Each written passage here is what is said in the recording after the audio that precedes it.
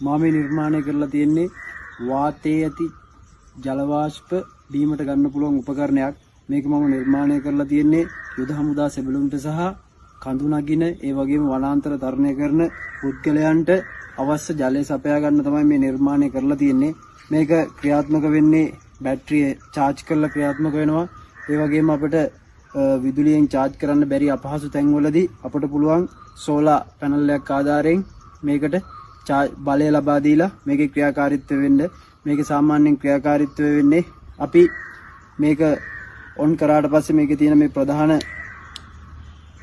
Switch එකෙන් on කරාට පස්සේ වාතයේ තියෙන ජල වාෂ්ප මේ යන්ත්‍රය හරහා ඇදලා ගන්නවා. ඒකලා මේ පෙන්ටියුල් මොඩියුල් එකක් තමයි මේකට ප්‍රයෝගික කරන් තියෙන්නේ. මේක පැත්තක් රත් වෙන සහ එක පැත්තක් සීතල වෙන. එතකොට මේ පෙන්ටියුල් මොඩියුලේ ආධාරයෙන් මේ වාතයේ තියෙන ආර්ද්‍රතාවයත් එක්ක වාතයේ තියෙන ජල වාෂ්ප මේ යන්ත්‍රයට ඇදලා අරගෙන බීමට ගන්න පුළුවන් ජලයේ විදියට පත් කරලා හදලා දෙනවා. සාමාන්‍යයෙන් පැයකට මිලිලීටර් 20ත් 10ත් 20ත් අතර ප්‍රමාණයක් අපිට මේකෙන් එකතු කරගන්න පුළුවන්. පැයකට මිලිලීටර් 10ත් 20ත් අතර ප්‍රමාණයක් අපිට රැස් කරගන්න පුළුවන්. මේක සාමාන්‍යයෙන් වාතයේ තියෙන ජල වාෂ්ප ප්‍රමාණය සහ එදාට තියෙන පරිසරයේ තියෙන වෙනස්කම් මත වෙනස් වෙන්නට පුළුවන්.